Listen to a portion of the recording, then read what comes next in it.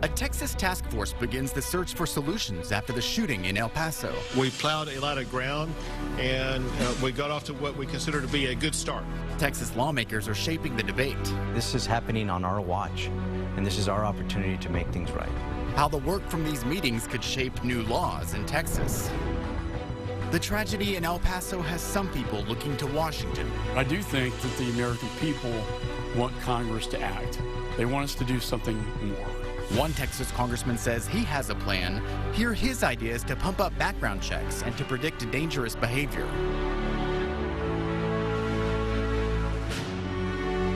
Hello, and thank you for joining us for State of Texas. I'm Josh Hinkle. Governor Abbott says closing gaps in background checks should be one part of how the state addresses gun violence.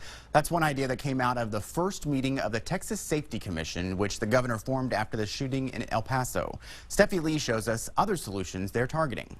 I think people need to see, and lawmakers need to see, the human tragedy. My student was not a Republican or a Democrat. Dr. Juan Martinez's student was Javier Rodriguez. The 15-year-old was one of the 22 killed in the deadly attack in El Paso. He can no longer run. He can no longer go play soccer. He can no longer graduate. His life is over. 15 years old. And that is beyond politics. There are unique issues about what happened in El Paso that need to be addressed in addition to the type of violence that we saw in the aftermath of Santa Fe. The Texas Safety Commission Thursday spent more than 2 hours in this room, drilling down on how to prevent gun violence. There is sometimes a lag of the time period from when the person is convicted of a crime to when that information is reported to the time that it will get to whoever will be in charge of the background check. They'll study the roots and growth of domestic terrorism and hate speech. Free speech means there is some hateful, some disturbing things that are said over the internet. And unless it's a crime, we can't monitor it. And so that's why it's important that these companies have worked with us so they can identify things that really are precursors to violence. And El Paso area lawmakers believe they can make a difference. We've seen during parts of our state history and our country's history that we have tackled issues of racism or sexism through policy, and we institutionalize change. And so I am not giving up. The Texas Safety Commission will hold its second meeting in El Paso on Thursday. The newly formed Domestic Terrorism Task Force will meet in Austin on Friday. At the Capitol, Steffi Lee. Josh, back to you. Members of the legislature from El Paso will play a key role in the work of the Safety Commission. Joining us now is State Representative Cesar Blanco, a Democrat from El Paso. Welcome. Thank you. It's great to be with you. What are your takeaways, Representative? What do you hope comes out of these meetings? Well, number one, I think we need to make sure that our community has the ability to heal from this tragic event that occurred in our community in El Paso. But I think, importantly, I think there's a discussion about how we're going to move forward in addressing hate crimes in our state, what the mediums are where a lot of these white supremacy groups and hate groups are operating. A lot of them are on the internet. And then, of course, taking a look at what we can do to making sure that we're implementing gun safety proposals so these type of tragedies don't continue to occur in mass. Yeah, you've talked about the need for everyone to be mindful of the language they use moving forward. Why is that so important? I think it's important about how we talk about immigrants, about how leaders of our country and our state talk about individuals that are in our communities. So I think it's important that we're careful, that there's sensitivity, especially in the aftermath of this horrible tragedy that was caused by a white supremacist who killed 22 people in our community. I think we need to begin to heal, not only in the state of Texas, but in our country. You're talking about the rising threat of white nationalism. How can the commission and how can lawmakers respond to that threat specifically? What do you see as ideas? Well, a couple of things that came to light as we work with Twitter, Facebook, Google, and others is that there's definitely a need for content review, making sure that social media, once they identify hateful rhetoric, hateful sites, hateful platforms, making sure that they're shut down. Obviously, we want to make sure that the First Amendment is protected. However, when people are becoming radicalized in these sites, we want to make sure that there's mechanisms in place to making sure that they're shut down quickly so they don't continue to be radicalized and start mass shootings like they did in El Paso. So when we come back next week in El Paso for the second roundtable, I hope we get to talk more about the next steps ahead. Yeah, how do you expect that one is going to be different from this one? Well, the governor lined out exactly what I think our approach should be in El Paso, and I agree with him that it's about community healing and making sure that El Paso has all the state resources available to heal. That's from everything from mental health, from security, from bringing people together. And we're going to focus a lot about that. We're going to hear from experts in mental health. We're going to hear from faith leaders and a variety of folks. Our delegation is going to provide and has provided the governor with a list of individuals that we think would be suitable for this event. But more importantly, we need to hear from the victims and the families. We want to make sure that we're also hearing their stories, their concerns, their feelings about how we move forward from this tragedy.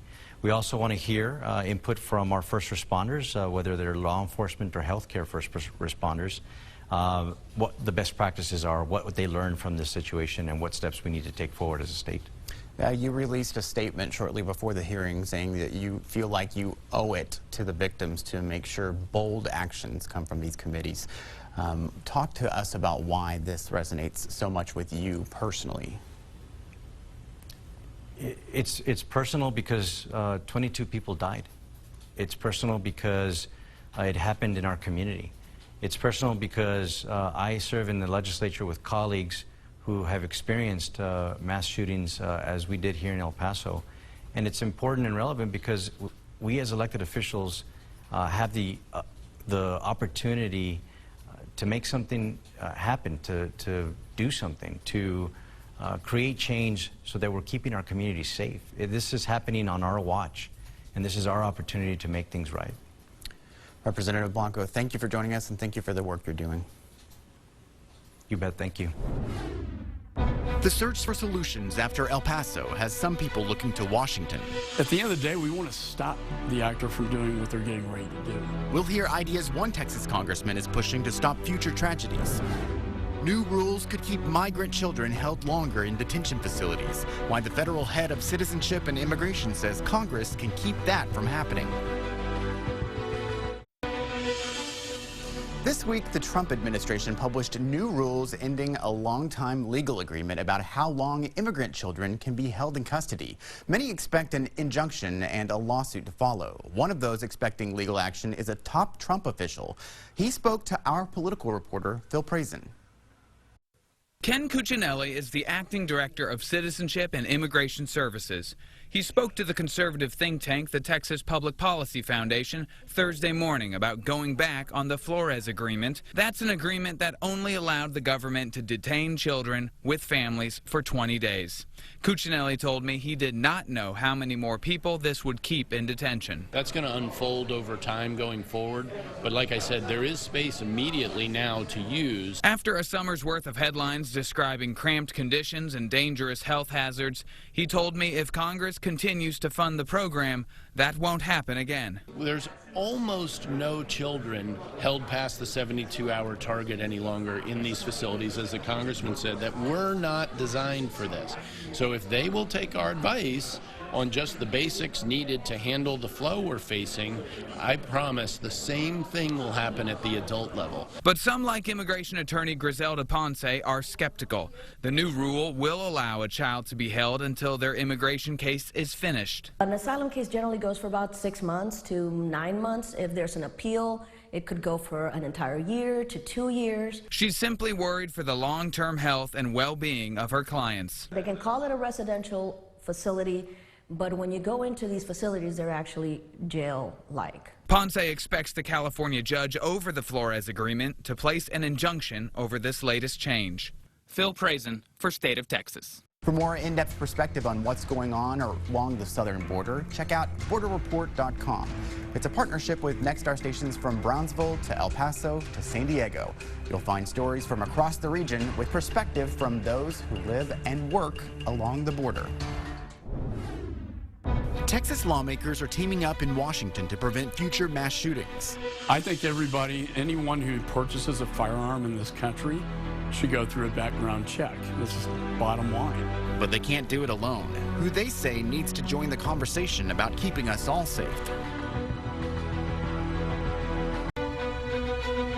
Welcome back to State of Texas. Earlier, we looked at what state leaders are doing in the wake of the deadly shootings in El Paso. One congressman from Texas has ideas for how the federal government should respond. Our Wes Rappaport spoke to Congressman Michael McCall about ideas to prevent future tragedies. Thank you again for your time. Want to jump in and start about gun control. What do you see Congress doing with response to the shootings in El Paso, with response to the shooting in Dayton? But I do think that the American people want Congress to act. They want us to do something more. So I am looking at several bills. One I plan to introduce with Senator Cornyn that would create, we have this National Center for Counterterrorism. And it's been set up after 9/11, but it really focuses on international terrorism, Al-Qaeda, ISIS. It doesn't look at domestic terrorism. We're evolving into an age of domestic terrorism. And when I talk to the FBI, they say sometimes now they're more concerned about domestic terrorism than international. I think when we crush the caliphate, so-called caliphate in Iraq and Syria, the threat of international terrorism went down, but now we're seeing this rise in domestic terrorism shootings. Senator Cornyn and I we're developing a bill that would create a center within the FBI that would work in a similar way to the National Center for Counterterrorism in the FBI to provide the intelligence fusion between federal, state, and local. But also a key point is to bring in the tech sector, and we're negotiating with the tech sector right now. When I was chairman of Homeland Security, we had Al-Qaeda, ISIS. I went to Twitter and Facebook, and I said, they're putting these messages on the internet to radicalize. It seems to me you have an obligation to identify, when it's a public chatter, identify that to authorities so we can take down these messages. And fortunately, they did. I think that we can do the same thing with domestic terrorism. There are warning signs along the way. This guy had a manifesto in El Paso. We saw a lot of warning signs with the Dayton shooter. And to have a predictive analytics, if you will, algorithms that can identify on public chatter, which is not protected by First Amendment, publicly, to identify that and then turn that over to law enforcement as a preventative measure. At the end of the day, we want to stop the actor from doing what they're getting ready to do. And it seems to me that what we did working with Twitter and Facebook on Al-Qaeda could also work with respect to domestic terrorism. Real quick to follow up question there. So would you support a universal background check or red flag laws? Where do you land there? Yeah, and we won't look at all those specific legislation, but I think certainly I think the red flag law is basically a grant program to let the states develop red flags. What I just talked to you about, predictive analytics, is kind of a red flag that would raise flags about a certain individual and then call it to the attention of law enforcement. So I think that's, I think anyone who purchases a firearm in this country should go through a background check. This is bottom line. Nobody should be able to buy a firearm. I used to prosecute federal firearm cases in Austin at the U.S. Attorney's Office here. And so, I've seen, the abuses. I've seen, these criminals that are carrying weapons. And on the federal side, the penalties are much stiffer than they are at the state side. So when I developed the Texas Exile program, it was to push more gun cases from the DA's office to the U.S. Attorney's Office, where they would get maximum punishment for possessing a firearm. I will say in about 80% of the cases I prosecuted, the firearm was stolen. It was not purchased legally. Now, having said that, the two firearms in these two, El Paso and Dayton, were purchased legally, so we have to look at that whole, and mental health. You can't disregard mental health. We have to have warning signs about mental health. And I think it's not just government that has a responsibility, it's the family that has a responsibility, it's a classmate in the school that has a responsibility, it's the teacher. If you see something, say something. If you see something online that doesn't look good, doesn't make sense, to report that. And all these cases, whether it be the Boston bombing to Austin bombing to El Paso to Dayton, there are always warning signs along the way that were never, they were picked up, but they were never reported. And then it could have been stopped. And that's what we need. McCall represents Congressional District 10. The boundary stretched from Austin east into the suburbs of Houston. It's a district Democrats hope to flip in 2020. 3 Democrats are vying to challenge McCall, including Mike Siegel. He was the nominee in 2018. Siegel lost to McCall by 4 percentage points. 2 other candidates are running for the Democratic nomination. Shannon Hutchison is a lawyer. Pritesh Gandhi is a primary care physician. All of the District 10 candidates call Austin home.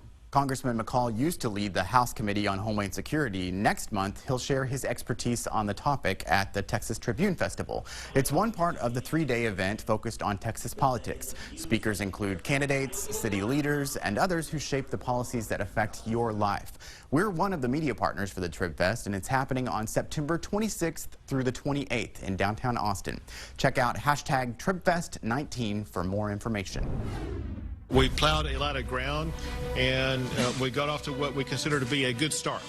A Texas task force begins the search for solutions after the shooting in El Paso. But what comes next? We turn to our panel for perspective ahead on State of Texas.